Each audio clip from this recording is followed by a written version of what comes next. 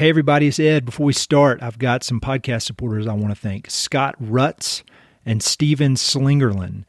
Both Scott and Steven signed up to support the podcast at mountainandprairie.com/support. And if you go to that site and check it out, there are a lot of different options. There's monthly support options. There's one-time support options. I really, really appreciate anybody who does any version of that. So thank you all very much. As far as monthly support, I do that through a service called Patreon, and there's some different benefits that come with that. I send out a monthly email, kind of a behind-the-scenes type thing, towards the end of every month. And I've also started doing video updates where I mostly talk about different books I'm reading, books that I may not have recommended other places, and just give a little bit more commentary on them. And so far, people seem to be enjoying it. So if you're interested in any of that, I'd really appreciate it. No pressure at all. Podcast is free, always will be. But for those of you who do choose to support it, thank you very, very much.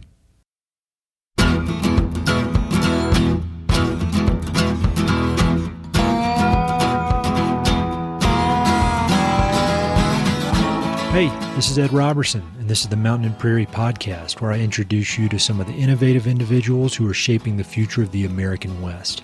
I meet most of these people through my work in land conservation, or through my hobbies and interests that revolve around spending time up high in the mountains. My guests include ranchers, writers, entrepreneurs, conservationists, athletes, artists, adventurers, pretty much anyone who's doing important work, has an interesting story, and loves the American West. My guest today is Heather Hansman. Heather is a Seattle-based writer and editor, as well as the author of the excellent new book, Powder Days, Ski Bums, Ski Towns, and the Future of Chasing Snow. Longtime listeners will remember Heather's first appearance on the podcast when we talked about her book Downriver, which is one of my favorite books about the complicated subject of water in the West.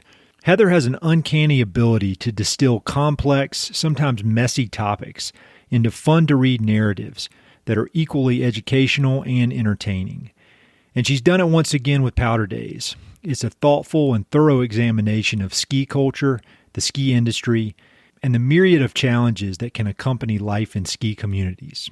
Heather was born and raised on the East Coast, but headed west immediately after college, where she spent many winters living and working in ski towns throughout the Rocky Mountains. She eventually left the ski bum lifestyle behind to pursue a career in journalism, but has remained closely connected to skiing and the ski culture for all of her adult life. Given her professional success as a journalist and her personal love of skiing, Heather is uniquely qualified to offer this nuanced, in-depth look at skiing and its impact on the culture, economy, and environment of mountain towns throughout the United States. Heather and I connected a few days before Powder Day's publication date and talked about the book and the many important topics that it addresses. We start out talking about why she chose to write a book about the ski industry and how the many issues and challenges facing Western ski communities are representative of broader issues facing the American West. We talk about the history of skiing in the United States and how the industry has grown and transformed over the past 70 years. We discuss income inequality in ski towns, as well as the prevalence of mental health and substance abuse problems that often plague these communities. We talk about the psychological profiles of sensation-seeking skiers, the big business of skiing and ski resorts, equity in outdoor recreation, climate change's effect on skiing, and much more. Whether you're a skier or not, I highly recommend that you check out Powder Days. It's a must-read for anyone interested in understanding the economic and social forces that are shaping the modern-day American West. And for more information on Heather, you can check out our first podcast episode. There's a link to that in the episode notes. Big thanks to Heather for writing yet another wonderful book, and thanks to all of you for listening. Hope you enjoy. So I was wondering if you could just kind of start out by talking about how and why you decided to focus on this particular subject that is the subject of Powder Days. Because, you know, as a journalist, you see so many interesting topics that come across your desk. And why did this particular topic catch your attention enough to be like, yeah, I want to spend 2-3 years writing a book about that? I have a hard time giving the one-line elevator pitch about it, but basically the gist of the book is it's about the idea of like being a ski mom and being obsessed with skiing and sort of why people, myself included, get obsessed with that, and then why it's not, why like the reality is not as shiny as this kind of idea of living the dream. Yep. And that, I think part of it is that idea of like obsession is super interesting to me. Mm-hmm. And the kind of the other side of that is that this was my life. You know, like this is sort of, in a lot of ways, this story, like this was like a core story of me talking about myself. Sure. Maybe a great way to start a book. But I had been, you know, when I was just out of college, when I was 21, I moved from the East Coast. I went to college in Maine. And then I moved to Colorado kind of sight unseen because I had this like idea that I wanted to live in the mountains. Mm-hmm. And that sort of like arbitrary decision has then shaped basically my whole life. You know, like my job, my friends, my relationships, the way I spend my time. So that is sort of this like really core story to my own life. Mm-hmm. And I kind of washed out of this, you know, like ski bum life. I don't live in the mountains anymore. I'm not doing the kind of like seasonal, you know, service industry work I was doing for a long time. But I kind of see my friends, you know, who have been ski patrollers for the last 15 years and are trying to buy houses in mountain towns and have kids and kind of like be a person in this very specific kind of bubble. Yep. Struggling with it and trying to figure out how to make it work at the same time when, even especially in the last year with COVID, you know, housing inequality and all these sort of equity issues are really coming to bear in these ski towns. We know that climate change is getting worse. It sort of is this like the core question in like my life and my friend's life about this idea of like doing the thing that we love feels like it kind of it's interlaced with all these other bigger picture issues. And that to me it's sort of like, in a lot of ways, it's sort of like this question that's at the root of all these other questions. Mm-hmm. So I guess like long answer is there wasn't just like one, like, oh, that's an interesting hook. There were all these threads that felt like they were kind of interconnected that ended up shaping this book. Yeah, it really seems like the ski town culture and the culture of the ski bum is almost like a extremely concentrated, intense version of kind of everything you see going on out here in the West, you know, with everything from climate change to the income inequality to, I don't know. It's like it's an example that can have ripple effects that go out that you can kind of apply to other parts of the region as well. And so I was never actually a ski bum, but I was kind of had one foot in that world for a while when I lived in Jackson Hole. And so I understood it.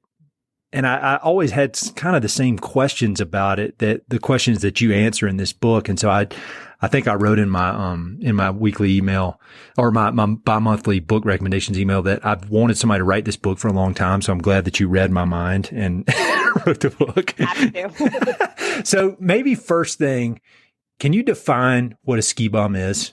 How do you define that? Yeah. And it's also, I don't love the term ski bum. Yeah. Like a little cheesy or a little like overblown. But I think that my way of framing it or thinking about it is like, you're somebody who that skiing and all the things that are like tied up in that's sort of like the central thread of what you're doing. And I think it, you know, that changes over time too. Like when I was 21 and moved to, you know, Vail to ski every day, like that, the way I felt about it then is like very different than I feel about it now, or somebody who might have then worked in that world for 20 years feels.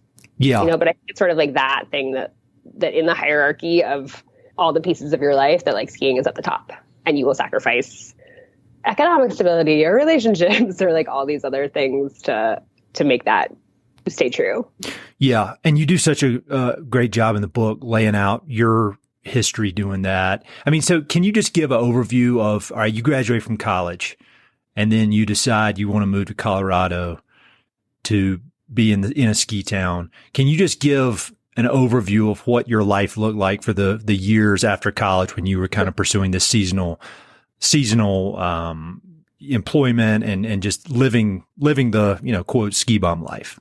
Yeah. And I think part of it is that why my story kind of fit into this is I feel like I'm such a stereotype that I'm like kid from New England who moves west. Like it's I thought a lot about the kind of like frontier narrative in the US that's like so broken and problematic, but this idea of like, hey, you grow up and you go to like have an adventure and like in the 21st century, so like, okay, what adventures can we have? Like, what's the way to kind of like prove yourself?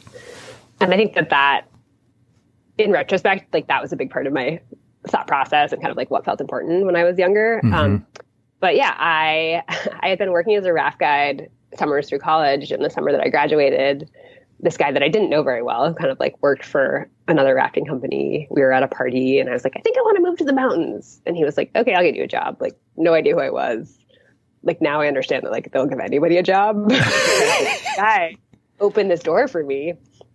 So two of my best friends from college and I, packed up our little cars with our little skinny East Coast skis and drove to Colorado. And I think Katie, one of my friends, had like skied there once.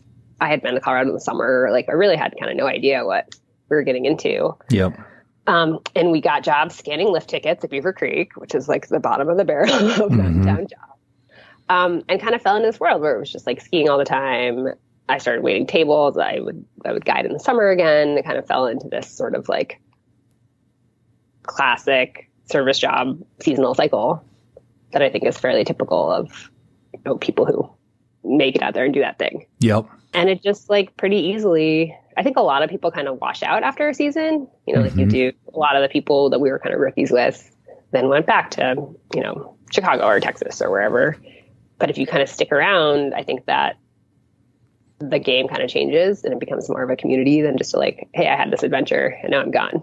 I don't want to skip ahead too much, but how long were you doing that? Like, how many seasons did you do it? And then what eventually led to you deciding, all right, it's time to move on and do something else? Because, you were pretty deep in the world and you talk, I think you write very clearly about how you kind of gain respect within the community the longer you stay there. In the first year, people don't really pay much attention, but then the longer you stay there, you kind of become an insider in ways, depending on the community. So how long were you doing this before you decided, all right, I want to do something else? Yeah. And I think that part of that is there is a lot of skepticism around. I think this is true in a lot of places, but like, why would you kind of become friends or give somebody a chance and they're maybe only going to be there for 6 months? I think there is that kind of like gatekeepery, like, okay, if you stick around for a while, we'll stop looking at you sideways. And I mean, basically why I kind of washed out of that is I got hurt. I ended up blowing out my shoulder and was like, okay, I don't know if this sort of like seasonal, rather, I'm dependent on my body thing is going to feel good in the long term. And it's been interesting, especially kind of going back and doing the research for this book and like thinking about my story. I have this kind of narrative that I tell that I'm like, oh yeah, that was the best. Like all we had to do was like ski and hang out with our friends. My life was so great. But going back and, reading my journals from those times and that kind of thing, I was pretty anxious and nervous and not sure if this was like the right thing. There's so much more. And this is one of the things that's like super interesting to me, I think, about this lifestyle or this assumption of living the dream is that there's so much more. It's not just, best day ever all the time. So I think that I had this sort of like anxiety. I wasn't sure if I fit in. I was trying to, search for the right thing. So I think long story short, I ended up getting hurt. I'd been writing a little bit. I applied to journalism school kind of that season when I was in a sling and hung up, and then kind of shifted into writing about skiing. And I was still kind of living in the mountains a little bit and volunteer ski patrolling and kind of still in that world. But that was kind of an avenue out of it for me where I could still feel sort of connected, but it wasn't like my whole sense of self-worth and community and all these things was tied up in an activity. Yeah. Which I think is really hard. Yeah, definitely. And one of the things I just loved about this book, we were talking about this before we started recording, is that it's similar to Downriver in that, you've got your own personal story that the book is kind of built around, but you dig so deep into all these different issues related to, in Downriver it was water, but in this it's about the ski culture. And you talk about everything from the psychology of it to the economics of it to, the environmental impacts of it. And it's all put out in this way that is super fun to read. And then when you're finished, you're like, man, I learned a lot too. It was fun and I learned a lot. And I think that's just such a great talent you have and a skill. I mean, I know you work really hard at it. Can you talk a little bit about the psychology of skiers, people that commit their life to skiers? And that was one of the things I found really interesting. early on in the book, you kind of lay out the psychological profile of your typical person who is obsessed with skiing and will put all things to the side to do that. Can you talk a little bit about that? Yeah. And that was one of the most interesting things in the research. That was like one of the most interesting things I kind of dug into. And it was something I hadn't, when I was kind of sketching out the book and thinking what it was going to be about, that wasn't something that was really front of mind. And then that became such a significant thread through the book. And basically, because I think it's easy to think like, oh, whatever, you chose to, like chase this adrenaline thing. But if you go into the brain science, there's basically, I'm going to get this wrong off the top of my head, but there's basically sort of like 5 big personality factors in psychology that, like everyone has some balance of. And sensation seeking is one of the big 5. Yep. And so it's this idea that like everybody has a set point for like how much adrenaline, how much feeling, how much, like intensity they need. And everyone's set point is kind of like what it is. Like you see little kids on the playground, like, the ones who are like, go down the slide again, jump off the thing. And then there's kids who are like much more cautious. And if you're somebody who has that like high sensation seeking threshold, that's just like part of your makeup. It's what you need. You need that kind of stimulation to feel like yourself. It's also tied to like, like gambling and drug use and all these other sort of like not great things. Yep. But some people just need that more than others. And so there's that kind of like built in, the nature nurture factor is pretty interesting here. So there's some kind of like built in level. And then when you're like in a society where everyone's kind of like pushing and you're kind of constantly jacking up your levels, your body gets used to that. Yes. There's a guy, Ryan Burke, who's a psychologist in Jackson. And the way he explained it to me, he's like, dopamine isn't like a satisfaction chemical. It's not like you get a hit and you feel good. You get a hit and then you want more. It's like your body's constantly trying to chase that. And if you're in that world where that's kind of like, you're built like that, you need that, and then it's socially reinforced, like you're kind of always on this, they call it the hedonic treadmill. So like, it's like you're kind of always moving forward. In a lot of these places, you also get like positive reinforcement for that. Like if you're the one going and jumping off the biggest cliff or skiing this like crazy line, then you get recognition for it. I mean, especially now when everything's on social media.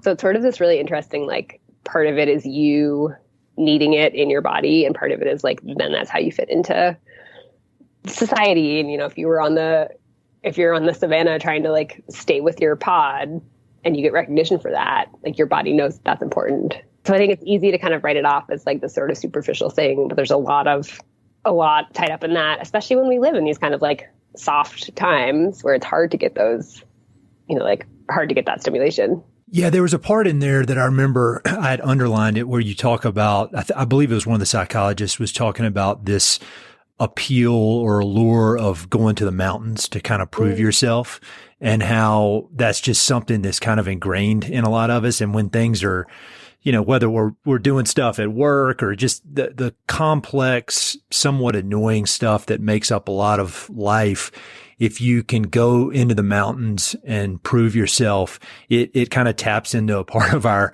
psyche that, first of all, it's very simple. It's like you against nature, and you go out there and there's not all this other kind of stuff that is distracting. And then it's, it's hard and you're pushing yourself. And I think it seems that certain people are just wired to want that more than others. Do you agree with that? Totally. Yeah. And I think even for myself, it's hard I know that feeling inside of me, and it's hard to explain it. Yes. Like, why do I feel compulsive? Like it's Sunday when we're talking today, and it's like, I need to get outside and move my body today. Like, what is that? There's like something inside me that I know is there that's very hard to articulate and explain. Yes. I know the feeling. It makes me crazy. My job totally fails because I'm like, I don't have the words for that. So to back up a little bit, I'm kind of jumping all over the place, but can you give an overview of the U.S., of the industry of skiing in the U.S.? Because I didn't know any of that, just kind of how it all sprung out of kind of post-World War II.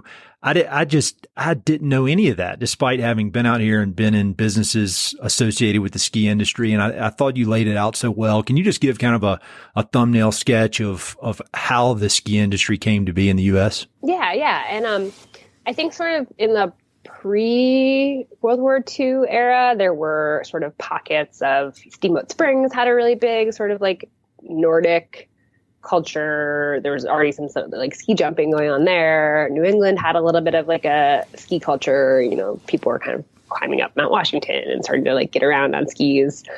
And then I don't know if on the podcast you've ever talked about the 10th Mountain Division, but they were basically this crew. They were based in Camp Hale in Colorado, and they were this crew of soldiers who were trained to basically like, you know, do warfare in the mountains. And they were only deployed for a little while. They'd done a lot of sort of like intense training to be able to get around on skis. And they went to, I think they were mainly in the Dolomites. I'm going to get the history. Somebody's going to correct me about this. But, well, they need to just buy the book. They can buy the book and get it. Yeah. There's a really good book that has all this. And then a lot of these guys came back, and they had been, you know, they were like in their kind of like early mid-20s, and they had seen the European ski world and seen all these kind of little towns that had skiing as, you know, the thread of culture and the way that people got around. And so a lot of these guys came back and became the people who started Vail and Aspen and, you know, all these different sort of what's now a lot of our major ski areas kind of had seen this thing in Europe and also had come back from war and kind of rejected this like sort of straight-laced, you get a job, you worked in this line. So I think there was this sense of adventure that we've talked about, and this sort of like, okay, I've seen this thing and I can turn it into an industry. Mm-hmm. And so a lot of it was really built out from those, you know, like that group of people. And then after World War II, you know, like there was also a lot of people coming back, economically things changed. People had a lot more disposable income. Cars were better, recreation was better, you know, like people could get around more. So it really kind of sprung out from that. And, you know, the economic arc, I think, is pretty interesting, that especially right now, skiing is such a stratified, expensive, elite thing. And it has been for a long time. But I think there was a period where, you know, every little town in New Hampshire had a rope tow, you know, like that was in some ways, I think, even though like the 60s and 50s and 60s and 70s, skiing was much harder. I think that's sort of like the glory days of when it was accessible and exciting and really growing. And to continue just jumping all over the place, can you talk about how the economics have changed? Because I feel like even just since I moved out west, you know, I moved to Jackson Hole in 2005, and I feel like just in that 16-year period, the whole industry has changed completely, as far as the way it's structured, the number of companies, who owns what. And so I don't know, from say the 90s until now, how has the business changed from whether it's an ownership or a price, just in general? How would you describe the changes that have taken place in the ski industry? Yeah. And I think you're totally right that and it's funny, pretty much everyone I talked to for the book who, you know, like was a ski bum was kind of like, I was the last generation. Yeah. And, you know, like people from the 70s said that, people from the 90s. And I moved to Vail, same in 2005. And I'm kind of like, we were the last stand. Yeah. Because, I mean, the internet has really changed things in terms of how people communicate and like share their experience. But I think the economic side is a really big part of it. In part because resort ownership has consolidated so much. And there's been, in the 90s, there was American Ski Company, that was on the East Coast. And there have been some sort of like collective ownership groups for a long time. But right now, there's kind of two major, Alterra and Vail are kind of like the two major resort groups. And they bought up a bunch of ski areas. And then they have this sort of like collective economic power where they can set the price for lift tickets and for season passes, and smaller ski areas kind of can't compete, which really changes the game and changes what it's like for people getting into skiing. It changes, you know, they're also, Vail especially is like a big real estate owner in a lot of these towns. So that changes kind of like what's getting built and where. And then at the same time as that sort of like top down ownership was changing, the kind of like bottom up property management and ownership has changed a lot. Sorry, I just whacked my microphone. And Airbnb has really changed the game for who can live in ski towns. The sort of, a lot of these places, you know, especially since COVID, I mean, things have really changed in the last 2 years too.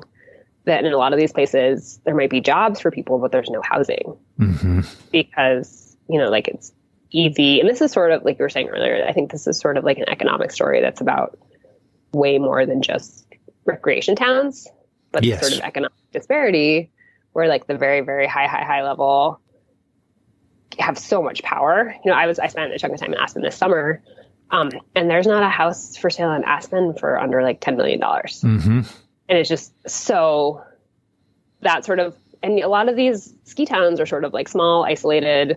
The footprint of the valley is pretty condensed and specific. So there's a point where like you can't really build out, but then you're pricing out the people who are actually living in those towns. So yeah, I think that kind of economic story of like leveling is such a big part of what's happening there. And it's a big part of what's happening in a lot of places. Yeah. I remember when I lived in Jackson. So it was 2005 when I moved there, and I had a, quote, real job. And so I had a place in town with a roommate or two. And, it was still it wasn't like straight up ski bum lifestyle, but it wasn't at all like a stable life. I mean, it was me and my dog and then with some guys, and everybody's kind of crazy acting, even though we had normal jobs. But I remember that a lot of the workers, who kept the town running and kept the resort running, and a lot of them were workers of Hispanic descent and they all lived over on the other side of the Teton Pass in Idaho because there was no affordable housing for anybody who, didn't make a decent amount of money, in town. And I remember in the winter, it was treacherous because a lot of these folks were driving over the pass in, two-wheel drive vehicles. And I couldn't believe the inequality at that point. And I was just wondering kind of where it would go. And it's only gotten worse. It probably exponentially worse since then. So, I mean, how does that work? How does that work in ski towns in 2020 or 2021 when the people who actually do the work to keep these places going can't live there? Well, I mean, how does that work from just a straight up, I don't know. I mean, just how does it work? It doesn't work. I think that's the thing. And I think I think it's really coming to a head. I think the next couple of years are going to be really interesting in terms of this, because I think it's really coming to a head in terms of resorts not being able to find workers. I think a lot of, Vail Resorts just announced a $15 minimum wage. Like they're trying to bring the bottom up, and they're trying to build affordable. A lot of places are working on affordable housing, but I think that it's so skewed already. And I think you're seeing this, I was in Moab recently, and in Moab, the McDonald's had a sign up for $20 an hour. Wow. Trying to find workers. Yeah. Cause I think that, so many people, these places have become so unlivable, and especially in service jobs, I think COVID has kind of pushed people to the point where they're like, I'm not going to potentially put myself, in the line of fire. We're thinking a lot about what essential workers are. But I think, I think I was talking to the guy who runs Arapahoe Basin. I think this was sometime in the last year, so it wasn't super recently, but he was saying that they're already having a hard time finding lifties, finding people to work these kind of like base level jobs. And I think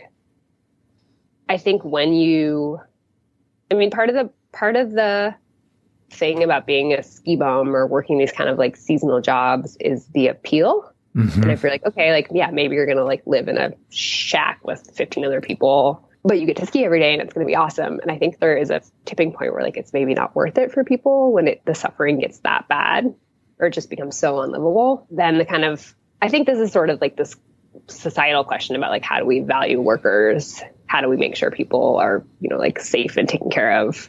What's our social safety net? That's really crucial. And I think this is part of why obviously this is such a part of my story, but like the more I dug in, the more that kind of like, how are these towns a metaphor for all these other things felt really front of mind. And I think it is like, I think I kind of came away from this book with more questions than answers. Yeah. Well, if you had to guess, obviously you're not a fortune teller here, but when like you give a great example, I think towards the end of the book about Telluride and how they tried to put in a lot of open space, and it was with the best of intent, but when they did that, all of a sudden it cut down on the amount of buildable land. And so it just skyrocketed, basically supply and demand, and the prices continue to go up. So it seems like we're dealing with two things here. One, like in the case of Vail Resorts, we're dealing with a publicly traded company who all they want to do is make money. I'm not saying there's anything wrong with that. That's very clear. They need to return money to the shareholders. That's fine. And so by doing that, they try to keep people's wages as low as possible. And they would say that. That's not a secret. And then the other thing is there's just a physical lack of places for people to live. And so it seems like that's getting into a place where there aren't many solutions. So, I mean, where do you see things going in 5, 6, 10 years from now? It's say somewhere like, not even ridiculous, but say somewhere like Vail, not Aspen or somewhere, but Vail. Like what's going to happen? Yeah, it's crazy. That's not ridiculous. Yeah, because it's all ridiculous. And I think those two things that you kind of nailed down, I think that kind of like, how are these publicly traded companies going to think about their long-term viability is a big part of it. And I think it is, like I said, like Vail Resorts just committed to, rising wages. I think they're going to have to do a lot of kind of financial to make it work. And this is me being probably a little too, idealistic and rose-colored glasses because I'm not a business person. But I think to make it viable in the long term, they're going to have to work a lot on retention and livability and, whether that's employee housing or, there's benefits for workers. So it makes sense for them to come back. I think there's going to have to be a big move there. And then I think in terms of the kind of mountain town, I think there's sort of the company side of things. And I think there's also sort of a local government side of things. And how do we kind of try and make these places livable? And I think a lot of it, I talked to some folks in Aspen, the kind of housing inequality chapter is based in Aspen because Aspen is a totally fascinating case study on this because Aspen kind of had one of the first affordable housing programs in a mountain town. And this was back in, I think the 70s or 80s when affordable housing was this kind of bad word, this thing that people did in the cities. Yeah. So we don't do here. But they were really ahead of the game. But even now, people moved into those affordable housing units in the 80s and they're still there. And they've grown up. I have a friend who's parents, his dad was a mountain manager at Snowmass and he grew up in the affordable housing and his parents are still there. And he's kind of okay, what do I do now? Mm-hmm. There's not stock. And so I think a lot of that is going to be changing. I think maybe Aspen's a better example than Vail, maybe, because I think Vail's not as cute as Aspen. Yeah. But Aspen has this, the downtown has all these little, gingerbread cottages, and then you have these huge mansions on the hills. But I think part of it is going to have to be changing the footprint of those towns and building denser and building higher and changing the look of those places just to cram more people into the valley. And I think, part of the appeal of these places is that you do have mountain access and you have views and you do feel like you're in nature. And I think some of that stuff is going to have to be compromised to make them livable. And it's a really tricky balance of okay, how do we preserve Telluride? How do we preserve the open space and still make town dense enough that it's livable? Yeah, like I said, I've got more questions than I do answers here, but I think it's really tricky. It definitely is. Can you describe there's a term you use in there, and I supposedly I have a degree in economics, but a lot of this stuff was new to me. Talk about the Gini coefficient. I thought that was very interesting. And I promise people, this isn't an econ class. This is very useful stuff, but talk about the Gini coefficient and what that measures and how it can predict kind of how a society operates. Yeah. It's basically a measure of, inequality and how far the top of the pile is from the bottom of the pile. Mm-hmm. And so in terms of in somewhere like Aspen, where you have, and Aspen's easy to pick on, but it's a very clear thing where you have these bajillionaires, some of the richest people in the world have houses in Aspen. And then the base level kind of minimum wage for, somebody who's working housekeeping, somebody who's working, 4 or 5 jobs in the valley just so they can rent a place, an hour out of town is so different. So it's basically the spread of from the top and the bottom. Yeah. And I feel like my wife went to grad school for international development, and she was telling me about the Gini coefficient. I remember during grad school and how it's a predictor of how well a society is going to function. And the more that there is that gap, the crazier things get you look at some of these almost like failed states, and they've got a huge Gini coefficient. And so you look at a lot of these, it seems like on a very microscopic scale, a lot of these ski towns are turning into just the case study for a gap, like the biggest gaps in the United States, I would guess. Yeah. And I think, Jackson Hole, Teton County, I think is the most unequal county in the country. That is so crazy. The spread is but it makes, my brother's an economist, and we've talked about this a bunch over the, course of me working on this book. And he was like, ski towns are interesting because there's no, like, if you look at like a New York or San Francisco, the reason people move there is because the wages are high there. Mm-hmm. And so like, you're going to move to New York and you're going to make a New York salary working on Wall Street or whatever. And like, then you can pay for all the things. And that's not true across the board, obviously, but there is like a point there. And if you move to a Jackson, there's not that, the economy there isn't at the level of the people who are coming in.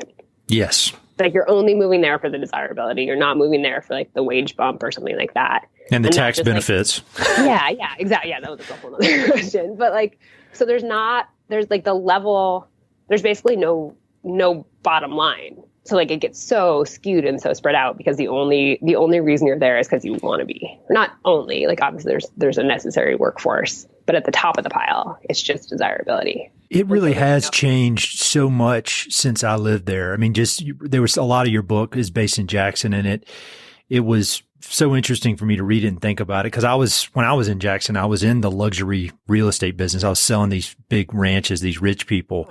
And so it was weird because like on the weekends or whatever, I'd be hanging around with the quote ski bum types, 20 dudes piled into some little apartment and everybody's just cracking crazy. But then during the week, I'm picking up some guy at his private jet. And so it was kind of like seeing both sides, but it seems like that was like innocent, kind of silly stuff compared to what's going on in these towns now. It just seems like it's all on steroids.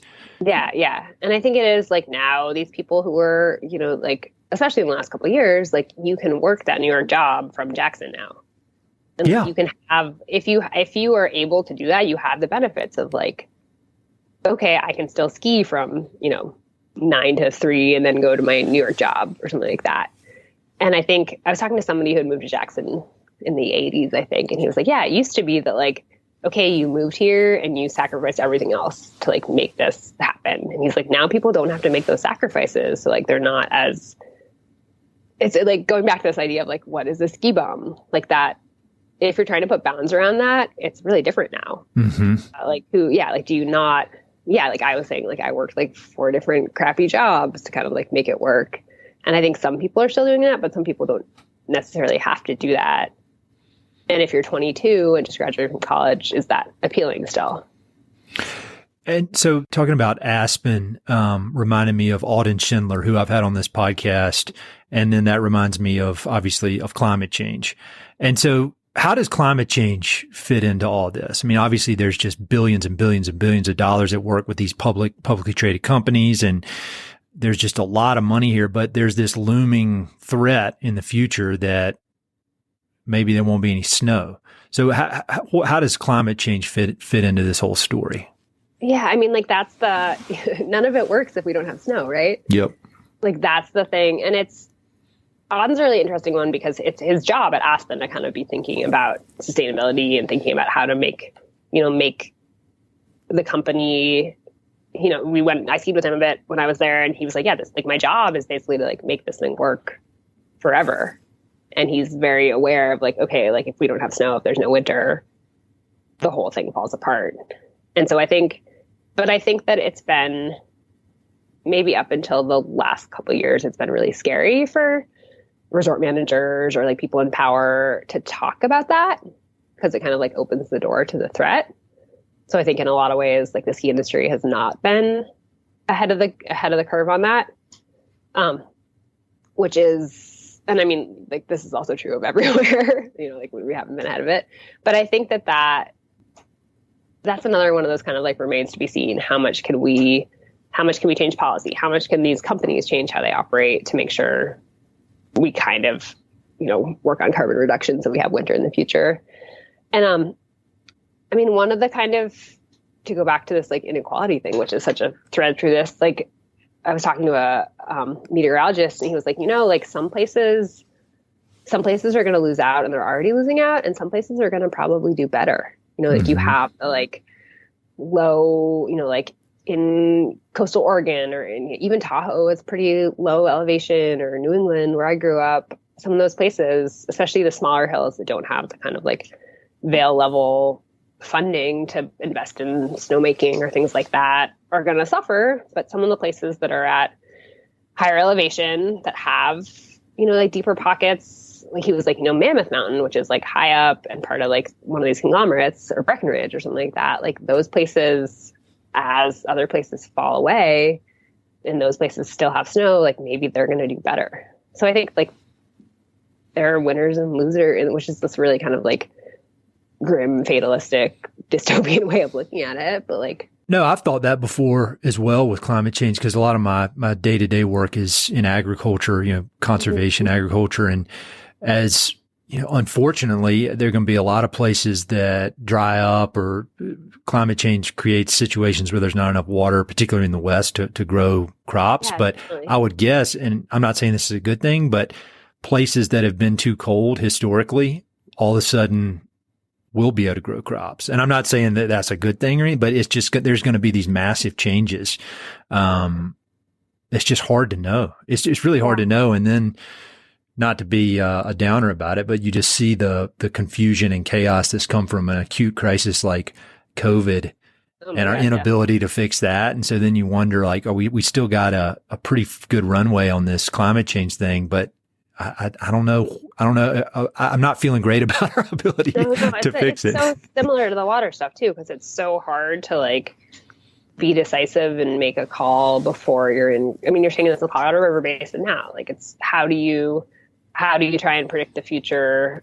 How do you kind of plan for the worst case scenario when you don't even know what that's going to be? How do you get people to act? It's hard because all of this is like huge framework economic. Like the changes are huge, and I think it's so human nature and easy to just kind of like dink around and be like, okay, let's see what happens, until it's too late. Yeah. Like, really? I swear this book is fun. No, it's definitely fun.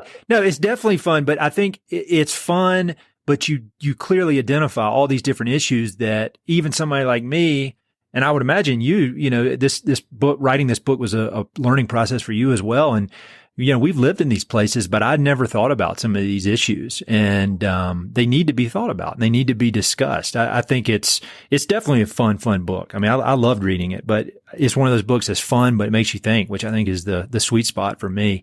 Kind of a random question for you, but what was it like going back and going back into these ski towns, seeing some people that maybe you knew when you were in your early 20s working and living there? What was it? Was it weird, or was it cool, or was it fun to kind of jump back into that world? What was it like after being an official grown up for quite a while?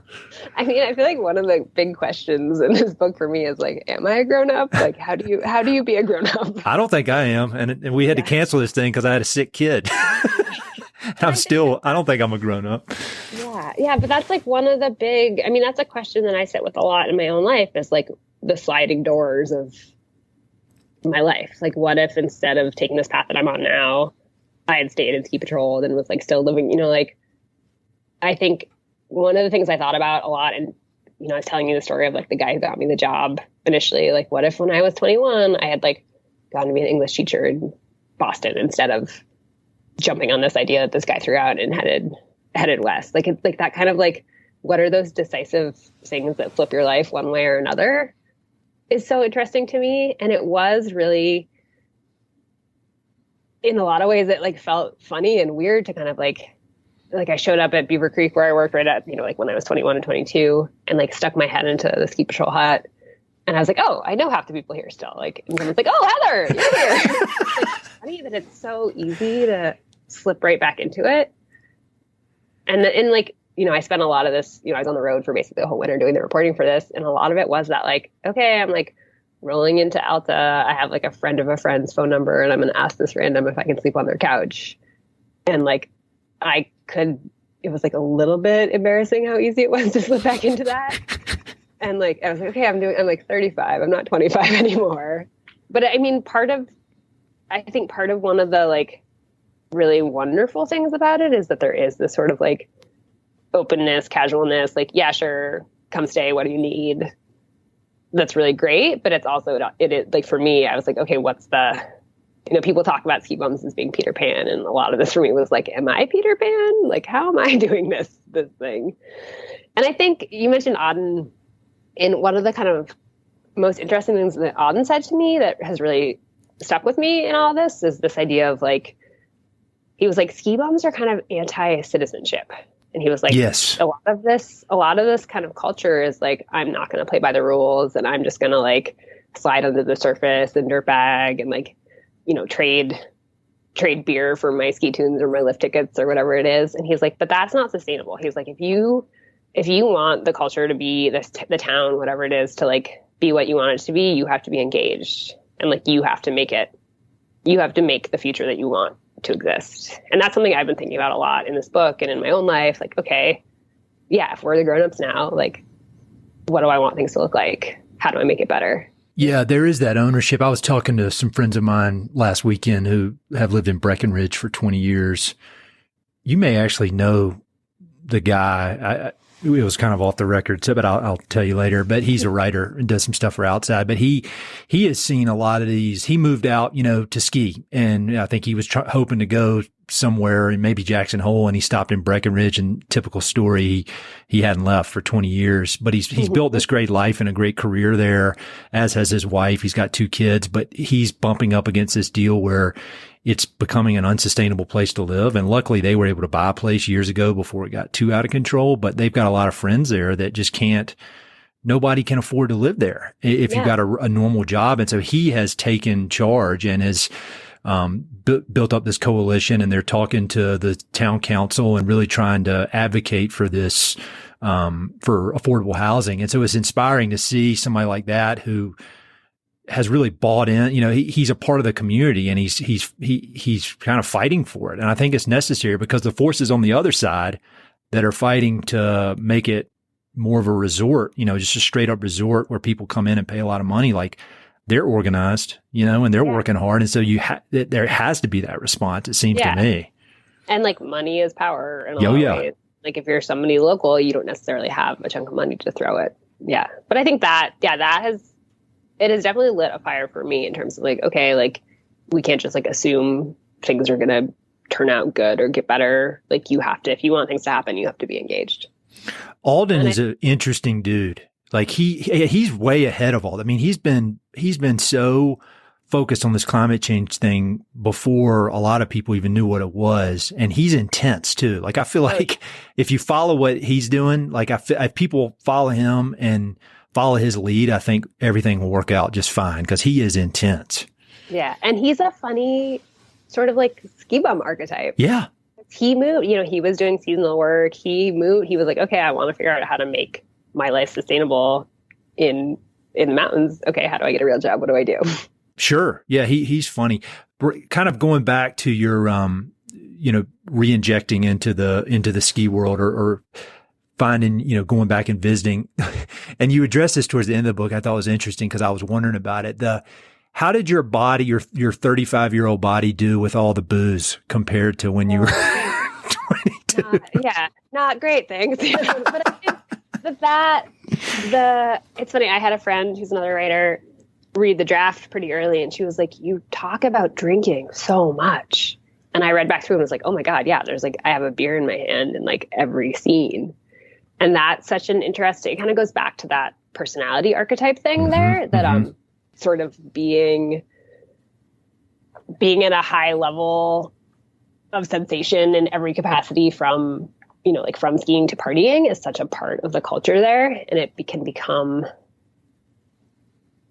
so problematic for so many people. And a lot of these towns have super high rates of, alcohol abuse, drug abuse, like that, self-medication. So that was another one of the things that is this kind of like, where's the line on like, we're having a couple beers at Opry, we're having fun, to like super, super unhealthy. And one of the chapters in that, one of the big chunks in the back of the book is sort of this like mental health, stress. How do we deal with all these factors? And I have a friend he's a he's the same kind of moved out from Massachusetts, and he's lived at Alta for a long time. And he's a little bit younger, and for probably like the first 5 years I knew him, he was like the guy at the party and was just like always the last one up, always the person like naked rollerblading through the party or whatever. Yeah. And he has since stopped drinking, and it's like, and his story of like kind of deciding to do that and then trying to figure out how to fit in the ski world when the party side of things is out of the equation has been super, super interesting to try and follow. And I think a lot of people are kind of like thinking about that in their own lives now, or like, I feel like I am at least, like how much does the partying, how much is it a part of it? How much does it have to be part of it? How much, when you're in these kind of like mountain towns where the bar might be like your third place and the place where you go, you know, like you're at home, you're at work, this is your social circle. How do you kind of navigate that level of intensity and potentially abuse? I thought that was a really interesting part, because you put stats to something that I have seen and noticed. And these ski towns, you know, a lot of them, everybody's just partying and going, you know, acting wild all the time. I mean, you know, no matter what, that's the constant. And I never really thought it through in detail, but I wondered, you know, what are the long-term effects of that? And how does that play out from just either a physical health or a mental health standpoint? I thought that was a really, really interesting part. And so one more question. Obviously this book is, you know, you're kind of scratching your own itch, I imagine, by writing it, because you lived in this world and it's of great interest, and you dig into it, so many different facets of this world. But I mean, you may not even do this, but like, what do you hope happens from this book? Like when you write a book, do you have an idea like, oh, I hope it'll make this change, or I hope people will be entertained? Or like, what is if you even have it? And if you don't, you can be like, no, that's a weird question. But like, what is the goal for this book? Yeah, I don't know if I think about it, come in with a goal, but I think for me, it's always like, okay, this feels like something. It's less of like, I have a place that I want to get to, but I think it's more of like, I have a question, or like, here's something that I feel, or I think I'm seeing, like, is it true? You know, like this idea of like, is being a ski bum, is living in a ski town sustainable? Like that felt like one of these, or like, did I miss out in bailing out of it? Like, what is like the good thing there?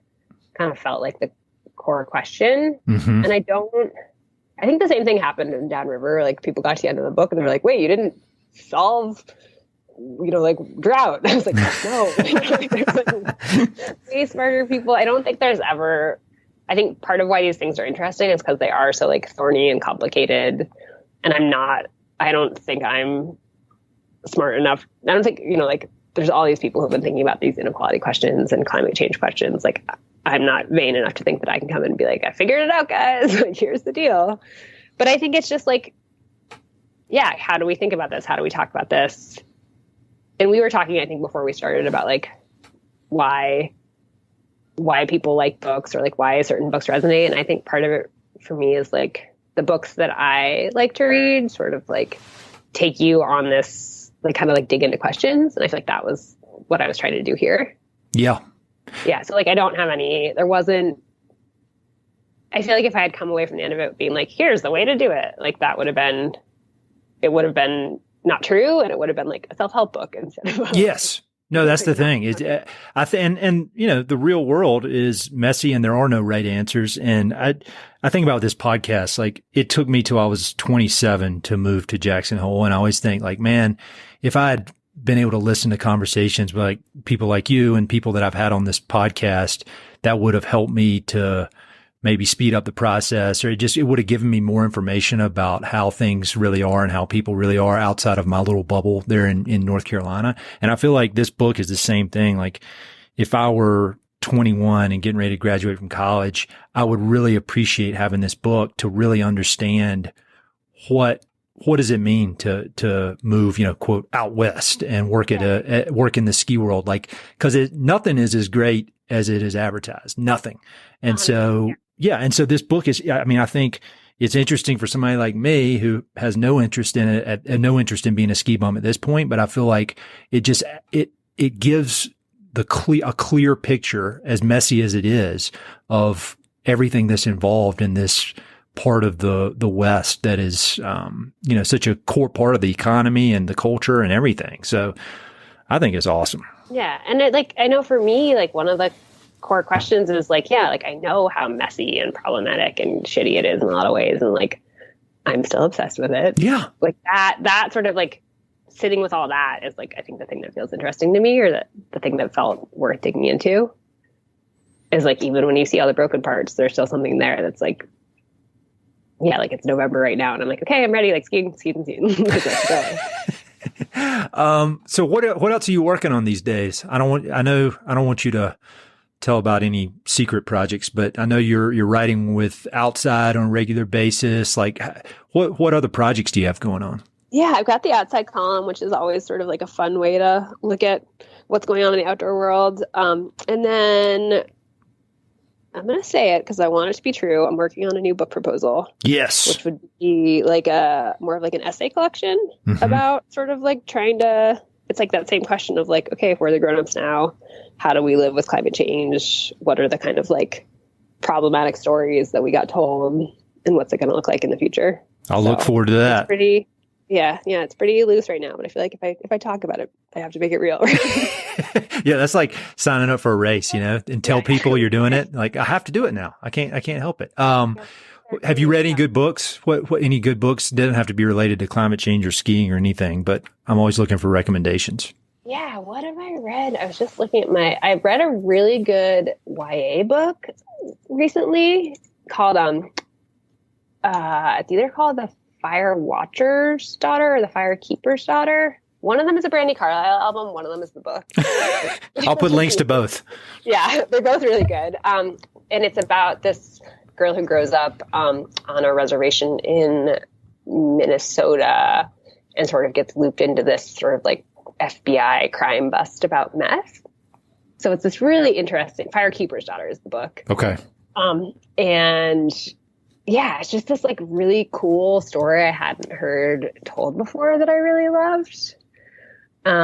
What else have I read recently that I really liked? Great Circle by Maggie Shipstead is this. No, I think it was just nominated for the Booker, one of those big awards. And it's about this woman who's like an aviator in kind of the like 30s, 40s, 50s, and she goes on this. She tries to fly around the world. Mm-hmm. I really loved that. What else have I? I can't hold anything in my brain anymore. I need to start making a book list like you. No, don't waste your time with that. Keep writing this stuff. Like the last thing you need to be doing is being distracted. Like you keep doing exactly what you're doing. Cause I mean, I love Downriver. I love Powder Days. It's been awesome getting to know you over the years. And I just appreciate everything you do. I mean, I think it really, all your work really speaks to me, and a lot of people who listen to this podcast love it as well. So thanks for coming on during what's getting ready to be a super busy time for you, and keep up the great work. Yeah, no, it's really fun. I'm excited for when are we going to see your book, Ed? I might need some help with that. I need a ghostwriter. You in the ghostwriting business? No, I'm just joking. Hey, it's Ed again. Thanks so much for listening to the podcast. I know your time is valuable, so it means the world that you spend it listening. If you want to support the podcast and help it to continue to spread and grow, there are a few ways you can help. Number one, pass it along to a friend or share it on social media. Word of mouth recommendations are the most powerful way for ideas to spread, so I'd love it if you could share the podcast with a few pals who might enjoy it. Number two, you go to Apple Podcasts and give it a 5-star review. Good reviews encourage the Apple overlords to suggest the podcast to others. So there's a link in the notes if you'd be so kind as to give it 5 stars. Number three, you can support the podcast financially via Patreon, and there are exclusive benefits for those who do, including a monthly behind-the-scenes newsletter, Mountain and Prairie stickers, live and recorded video chats with podcast guests, and much more. Number four, I've also got 2 emails that I send out. The first is my weekly email called Good News from the American West, which I send out every Wednesday. It's only positive news, something we can all use a little more of these days. And my other email is my bi-monthly book recommendations email. one email every other month with 5, 6, 7, or 8 books that I've recently read and highly recommend. The thousands of people on both of these lists will vouch for me. No spam or other funny business. And number 5, finally, check out my online store for Mountain and Prairie stickers, shirts, and coffee mugs. I've got some really cool designs from Western artists with more on the way, so head to mountainandprairie.com/shop to check it all out. I'd love to connect with you. I'm on Instagram and LinkedIn, so look me up on either of those platforms by my name or through the links on my website. All right, that's it. Thanks so much for your support.